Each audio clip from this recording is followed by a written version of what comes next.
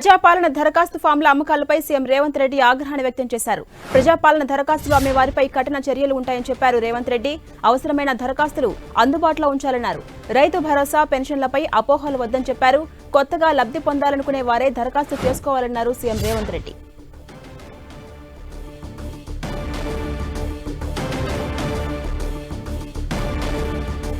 ఇదే అంశంపై మరింత సమాచారం మా ప్రతినిధి కొండల్ అందిస్తారు. కొండల్,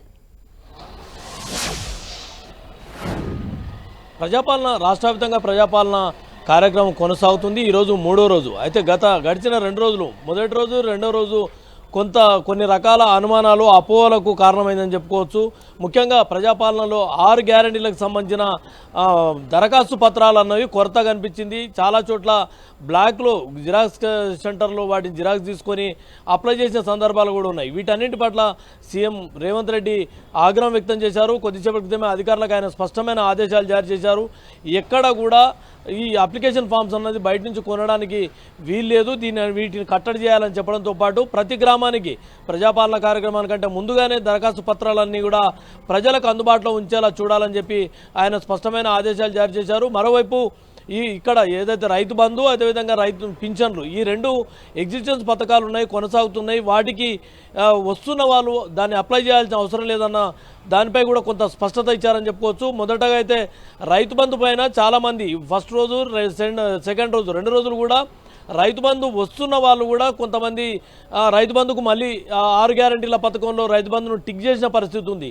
అంటే ఇది కొంత కమ్యూనికేషన్ గ్యాప్గా కనిపిస్తుంది. అక్కడికి వచ్చిన ప్రజలకు అక్కడ ఉన్న అంగన్వాడీ వర్కర్స్ అనుకోండి, ఆశా వర్కర్స్ అనుకోండి, రెవెన్యూకి సంబంధించిన అధికారులను కూడా కొంత స్పష్టత ఇవ్వని లోపం కారణంగానే ప్రజలు వాటిని కూడా టిక్ చేసుకున్నారు. దీంట్లో ఎక్కడ కూడా ఆందోళన పడాల్సిన అవసరం లేదు. ఎవరికైతే ప్రస్తుతం రైతు బంధు, అదేవిధంగా పింఛన్ కొనసాగుతుందో వారు దీంట్లో దరఖాస్తు చేసుకోవాల్సిన అవసరం లేదు. ఎవరైతే ఈ 2 పథకాలు ఎవరికైతే రావాల్సి ఉందో, ఎవరైతే కొత్తగా కోరుకుంటున్నారో వారికి మాత్రమే దీంట్లో ఆ అంశాలను టిక్ చేయాల్సిన అవసరం ఉందని చెప్పి ప్రభుత్వం స్పష్టత ఇచ్చింది. ఇదే అంశాన్ని ప్రజలకు చేరవేయాలని చెప్పి కూడా సీఎం రేవంత్ రెడ్డి అధికారులకు ఆదేశించారు. దాంతోపాటు ఎక్కడ కూడా జిరాక్స్ సెంటర్లో బయట ఎవరైతే అమ్మకాలు జరుపుతారో వారిపైన కఠిన చర్యలు తీసుకోవాలని చెప్పి కూడా అధికారులకు ఆదేశాలు జారీ చేశారు. ఇక ఈ అప్లికేషన్ పత్రాల్లో కూడా ఎక్కడ జనవరి 6 వరకు ప్రజాపాలన కార్యక్రమం కొనసాగుతుంది. దాని తర్వాత కూడా ఎవరైతే ఇవ్వలేని ఈ 6 రోజుల పాటు ఈ 6వ తేదీ లోపు ఎవరైతే ఇవ్వలేకపోయారో వారికి కూడా తర్వాత మళ్ళీ వాళ్ళు అప్లై చేసుకునే అవకాశాన్ని కూడా గ్రామ పంచాయతీల్లోని కార్యదర్శులకు ఇవ్వచ్చు అని చెప్పి కూడా ప్రభుత్వం స్పష్టం చేసింది. కాబట్టి రాష్ట్ర వ్యాప్తంగా ప్రజాపాలన కార్యక్రమం అంటాలకే జనంలో ఒక రకమైన ఆందోళన ఉంది. కేవలం 28వ తేదీ నుంచి జనవరి 6 వరకే ఉంటుందన్న ఆందోళన ఉంది. ఈ లోపు మేము ఎవరైతే అప్లై చేసుకోలేకపోతాం, వారికి అందదన్న ఆలోచన ఉన్న నేపథ్యంలో ప్రభుత్వం దీనిపైన ఒక స్పష్టమైన ఆదేశాలు ఇచ్చింది. సీఎం రేవంత్ రెడ్డి ఇదే అంశాన్ని ప్రజల్లోకి తీసుకెళ్లాలి, మాధ్యమాల ద్వారా తీసుకెళ్లాలని చెప్పి అధికారులకు సీరియస్గా ఆదేశాలు జారీ చేశారు. ఎవరైతే 6 లోపు ఈ ప్రజాపాలన కార్యక్రమం ఉంటుంది, దాని తర్వాత కూడా గ్రామ పంచాయతీల్లో కన్సర్న్ విలేజ్ సెక్రటరీలకు అందజేయవచ్చు అని చెప్పి కూడా చెప్పడంతో పాటు ముఖ్యంగా దరఖాస్తు ఫారంలో కొంత ఆందోళన కలిగించే అంశాలు మొదటి రోజు, రెండో రోజు కొనసాగిన నేపథ్యంలో వాటికి కట్టడి చేయాలి. వాటిని ఎట్టి పరిస్థితుల్లో ప్రజాపాలన కార్యక్రమం దరఖాస్తు పత్రాలు బయట విక్రయించడానికి వీల్లేదు. ఎవరైతే విక్రయించే అలాంటి చర్యలకు పాల్పడుతో వారిపైన కఠిన చర్యలు తీసుకోవాలని చెప్పి కూడా అధికారులకు ఆయన స్పష్టమైన ఆదేశాలు జారీ చేశారు. అలాగే కొండలు, ఇక ఈ దరఖాస్తు ఫామ్లు పీడిఎఫ్ రూపంలో ఇంటర్నెట్లో అవైలబుల్గా ఉండే అవకాశం ఉందా?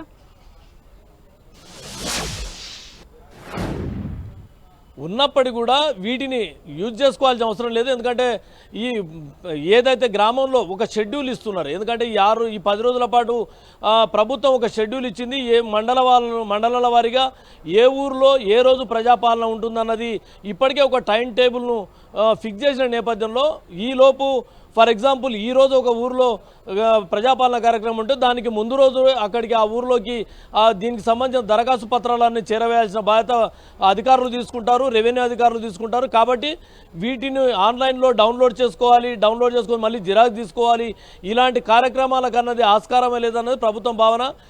ఇదే అంశం నిన్న మొన్న జరిగిన కూడా కొన్ని చోట్ల ఇదే జరిగింది. ఎందుకంటే పీడిఎఫ్ ఫైల్ ఉన్నదాన్ని జిరాక్స్ సెంటర్లలో వాళ్ళు డౌన్లోడ్ చేయడం, జిరాక్స్ చేసి వాటిని 20 రూపాయలకు 30 రూపాయలకు అమ్మిన సందర్భాలు కూడా ఉన్నాయి. కాబట్టి వీటికి ఆస్కారం లేకుండా అన్ని దరఖాస్తు పత్రాలను ఆ ఊరికి సంబంధించి ఖచ్చితంగా బిఫోర్ డేనే అక్కడికి చేరవేసేందుకు అధికారులు ఏర్పాట్లు చేస్తున్నారు. అదే దాన్ని చాలా పకడ్బందీగా నిర్వహించాలని చెప్పి కూడా రేవంత్ రెడ్డి ఈరోజు స్పష్టమైన ఆదేశాలు ఇచ్చారు. దీంట్లో ఒక రాంగ్ మెసేజ్ వెళ్తుంది కాబట్టి ఎక్కడ కూడా అలాంటి సమస్యకు అలాంటి ప్రశ్నలకు తావివ్వకుండా అధికారులు జాగ్రత్తలు తీసుకోవాలని చెప్పి చెప్పడంతో పాటు ముఖ్యంగా రైతు బంధు విషయంలో కొంత అస్పష్టత నిన్నటి వరకు కొనసాగిందన్నది ప్రజల్లో వ్యక్తమైన భావనగా ఉంది కాబట్టి దానిపై కూడా చాలా స్పష్టమైన ఆదేశాలు ఇచ్చారు. ఎవరికైతే రైతు బంధు ప్రస్తుతం వస్తుందో వారు అప్లై చేయాల్సిన అవసరం లేదు. అదేవిధంగా పింఛన్దారులు కూడా అప్లై చేయాల్సిన అవసరం లేదు. కొత్తగా కావాల్సిన వారు మాత్రమే దీనికి ఎవరైతే తాము అర్హులమని భావిస్తున్నారో వారు మాత్రమే ఈ 2 పథకాలకు టిక్ చేయాల్సిన అవసరం ఉంటుందని కూడా ప్రభుత్వం స్పష్టత ఇచ్చింది. ఝాన్సీ. అలాగే కొండలు ఇప్పటి వరకు మనం చూసుకుంటే మొత్తం 6 రోజులు నిర్వహించే ప్రజాపాలన దరఖాస్తుల స్వీకరణ కార్యక్రమం ఏదైతే ఉందో ఇప్పటి వరకు ఎన్ని దరఖాస్తులు లభించాయి, అయితే అధికారుల అంచనా ఏ విధంగా ఉంది?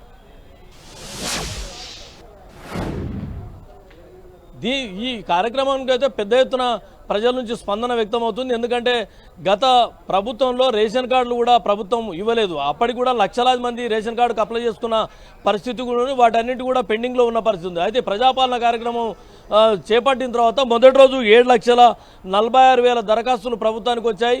6 గ్యారెంటీలకు సంబంధించి ప్రజలు దరఖాస్తు చేసుకున్నవి. అదేవిధంగా రెండో రోజు నాడు 8,12,862 దరఖాస్తులు వచ్చాయి. మొత్తానికి ఈరోజు 3వ రోజు కొనసాగుతుంది.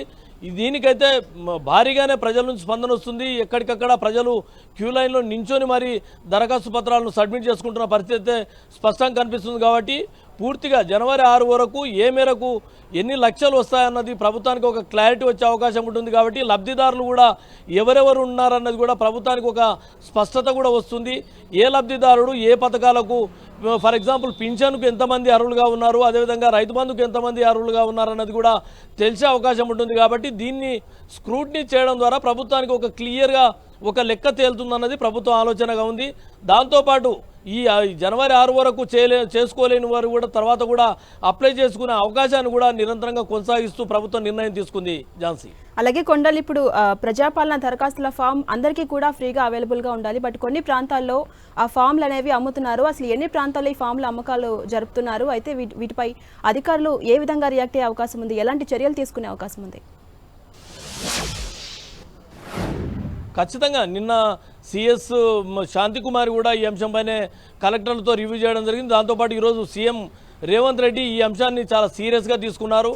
ఆ దరఖాస్తు పత్రాలను బయట అమ్మకాలు జరపడం అన్నది చాలా సీరియస్గా ఆయన పరిగణించారు. అందుకే అధికారులు అప్రమత్తంగా ఉండాలి. ఖచ్చితంగా ఎట్టి పరిస్థితుల్లో వీటికి ఆస్కారం లేకుండా ప్రతి దరఖాస్తు ఫారం ఆ ఊరికి ముందు రోజు నాడు చేరే విధంగా అధికారులు ఏర్పాటు చేయాలి. ఇప్పటికే స్పష్టమైన రెవెన్యూ అధికారులకు స్పష్టమైన గైడ్లైన్స్ కూడా ప్రభుత్వం ఇచ్చింది. కాబట్టి వాటిని నిర్వర్తించాలన్నదే ప్రభుత్వం సీరియస్గా సీఎం రేవంత్ రెడ్డి ఆదేశాలు జారీ చేశారు. ఎక్కడ కూడా మరోసారి ఈ జిరాక్స్ సెంటర్లలో అమ్మకాలు జరుపుతున్నారో లేదంటే పక్కన స్టేషనరీ షాపుల్లో అమ్మకాలు జరుగుతున్నాయన్న వార్తలు రాకూడదన్నది ఆయన సీరియస్గా అధికారులను ఆదేశించడంతో పాటు వీటికి ఎవరైనా పాల్పడితే ఖచ్చితంగా వారిపై కఠిన చర్యలు తీసుకోవాలని కూడా ఆదేశించడం. అంటే ఈ 2 రోజుల నుంచి కొనసాగుతున్న కొన్ని చోట్ల దరఖాస్తు పత్రాలు అందకపోవడంతో జనం జిరాక్స్ షాపులను ఆశ్రయించడం, అక్కడ జిరాక్స్ కాపీలు తీసుకెళ్లి అప్లై చేయడం, అదేవిధంగా కొంతమంది పీడిఎఫ్ ఫైల్ నుండి డౌన్లోడ్ చేసుకొని ప్రింట్అవుట్ తీసుకొని అమలు చేయడం, ఇలాంటివన్నీ జరిగాయి. ఇవన్నీ కూడా ఒక రాంగ్ ఇండికేషన్ వెళ్ళే అవకాశం ఉంటుంది. కొంత గందరగోళాన్ని కూడా తావిచ్చిన పరిస్థితి ఉంది. కాబట్టి ఈ ఆందోళనలన్నింటికి బ్రేక్ వేసేందుకు ప్రభుత్వం సీరియస్గా ఈరోజు సీఎం రేవంత్ రెడ్డి రియాక్ట్ కావడం, దీనిపైన రివ్యూ చేయడం, ఖచ్చితంగా వీటిని అమలు చేయాల్సిందే. ఏదైతే ప్రజాపాలన ఏ ఊరిలో జరుగుతుందో ఆ ఊరుకు ముందు రోజు నాడే వీటన్నిటిని కూడా ప్రజలకు అందుబాటులో ఉంచేందుకు అన్ని ఏర్పాట్లు చేయాలని చెప్పి ఆదేశాలు జారీ చేసింది ప్రభుత్వం. Right, thank you Kondal.